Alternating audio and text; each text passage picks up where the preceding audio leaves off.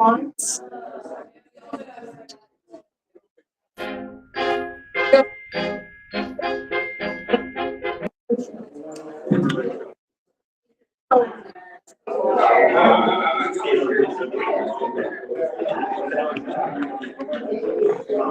It keeps nudging out. Yeah.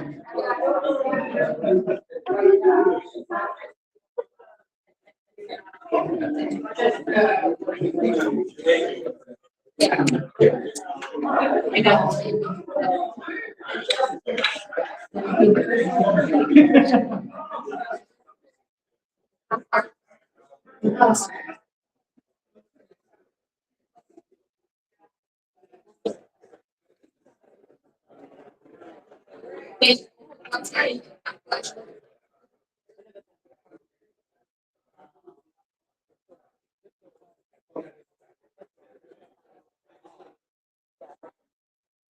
I got it. What's that?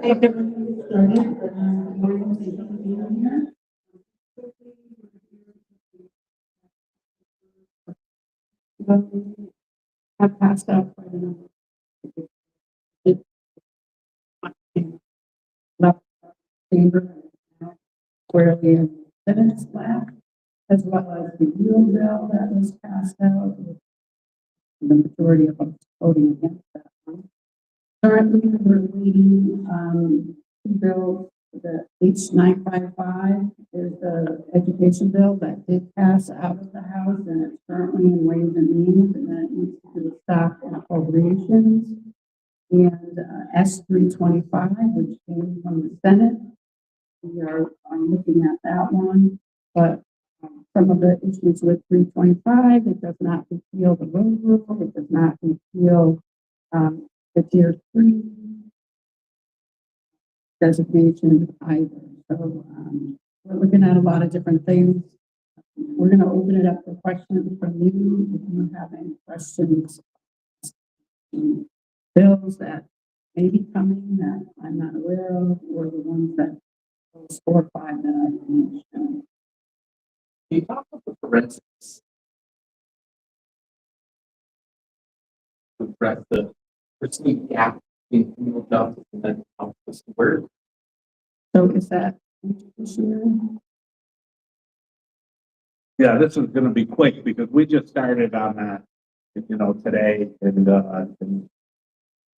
and again, I've really got nothing to say about it at this point. We're just learning, basically what the Senate has done, and then we'll go from there. what do you make of the concept? Ability to house people that are unfit for prison, but also unfit for a mental health. We need it. I mean, since Irene, we've pretty much been without. When Waterbury got washed away and we attempted to do, something with the Berlin Hospital years ago, but that hasn't worked out as well as it could have. And it's time to have a real facility, that can house these people that can't be in general population as far as, the jails go. I know you say you're just digging in, but where do we put this and how do you fund it? We're struggling to fund a women's prison. Right. I'm not sure. I can't. Going back to education,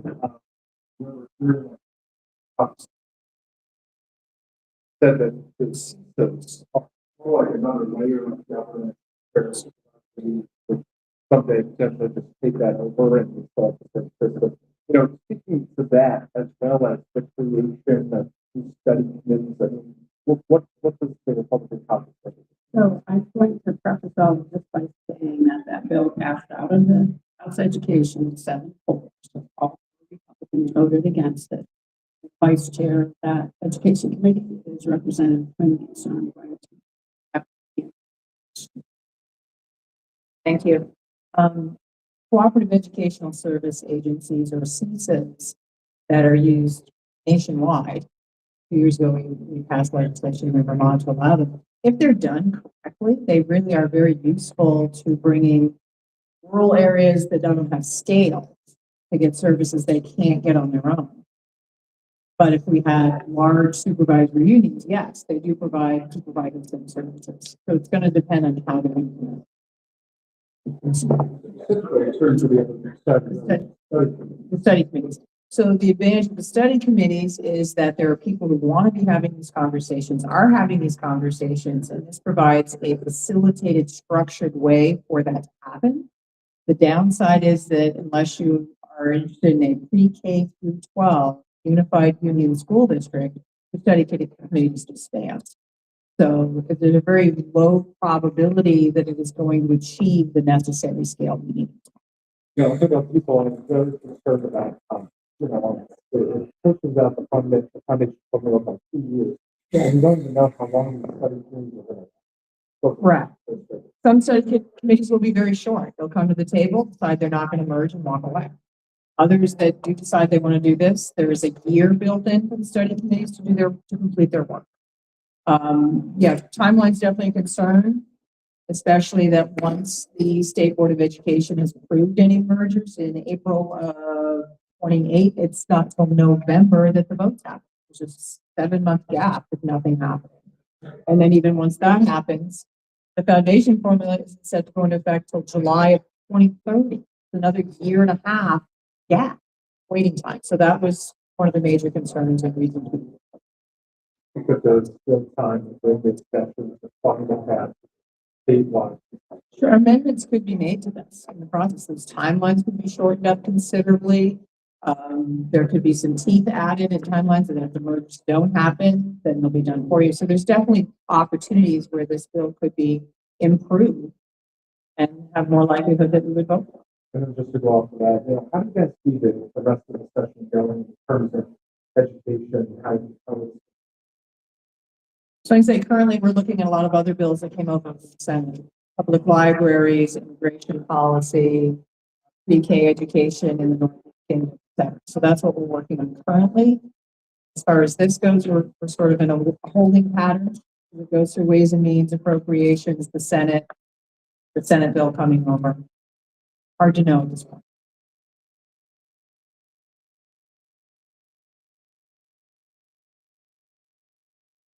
Yeah, that's what, now that this is down.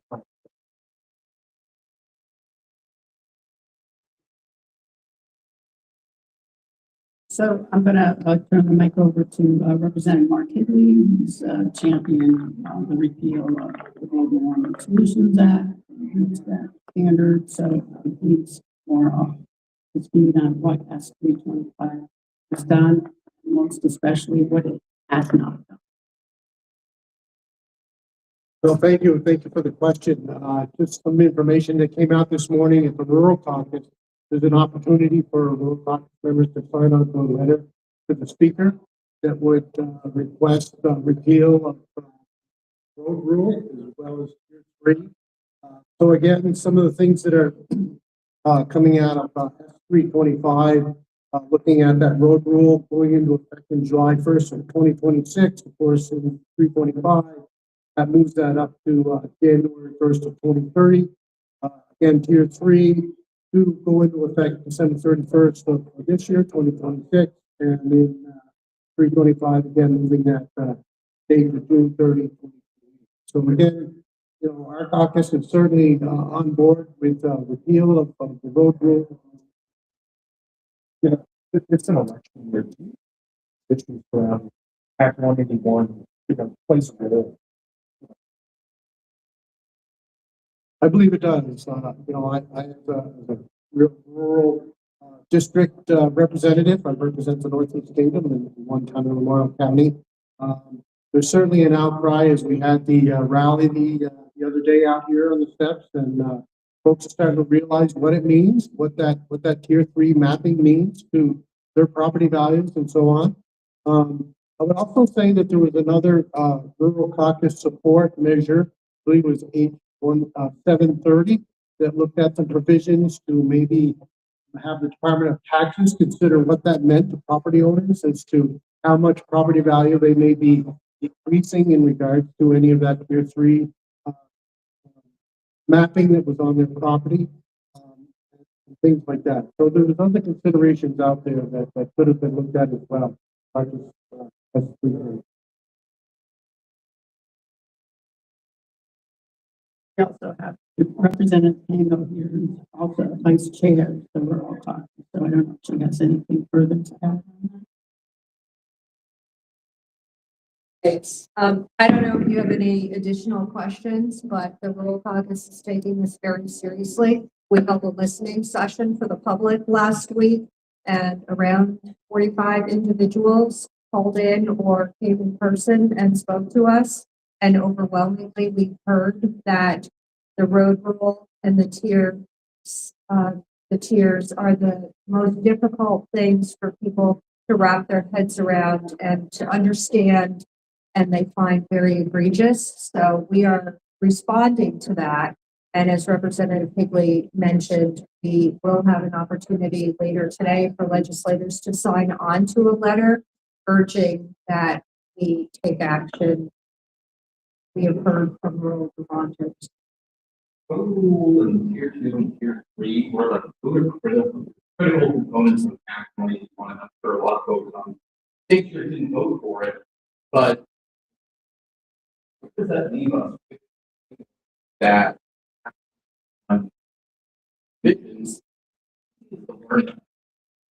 That's I think a top-down learning lesson, top-down approach doesn't work, particularly when you don't engage folks who are living in those communities that your legislation is affecting.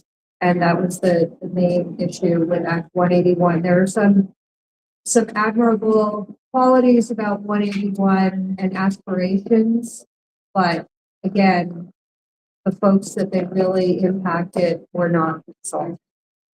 And the first part of your question is really the framework of 181, like it's still a law. it is. It's still a law. The trains are already left. So where is that? I think if we were to be successful and repeal, it would make things a lot easier for folks who live in the tier 2 and tier 3 areas to be able to do what they want on a small scale with their land, the land that they own, without having it be devalued. As Rep. Higley mentioned, we had submitted H 730 in January, which did not get much attention, and only because of a Republican effort did it get any attention at all. And that specifically addressed the value of folks' land. And in rural areas like my district, most of my constituents, their wealth is in their land. And it's really important to them to be able to keep that for future generations, because the generations before us accumulated that land wealth. And it's very important for families to know that their children and grandchildren can come back and live there if they so choose. We're not talking about building giant developments out in the middle of nowhere. We're talking about families that want their kids and grandkids to live near each other.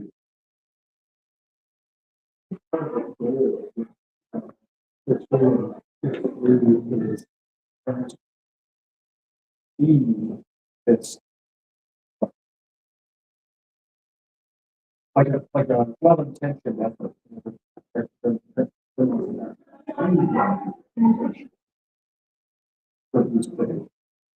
So if we were to be able to repeal tier 3, which then by default would make tier 2 and the road rule would make tier 2 go back where it is, we still have the protections of Act 250.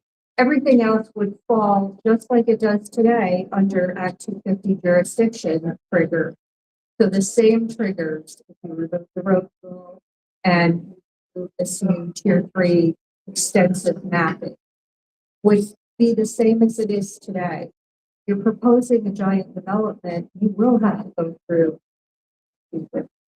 So we are protecting the environment by asking for what we're asking for, as well as protecting our rural landowners. That's the goal, what we trying to do, and many of the members of the rural caucus.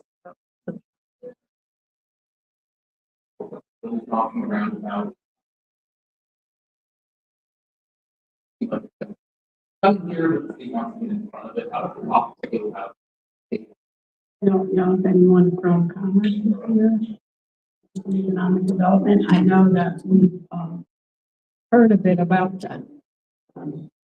Some people have concerns about the data centers, the amount of energy they're gonna be using, do we have enough, the water usage on these data centers, how much, water's gonna capacity of the state to do them, so we have not really discussed it much at the office. Already passed. Oh, that already passed, yeah, that's on the Senate, yeah. So I think what we're seeing, we're attempting to repeal Act 181. We're still trying to do that. And what we see now in an election year is that, okay, we'll postpone these. Act 181 is still there, still the underlying bill.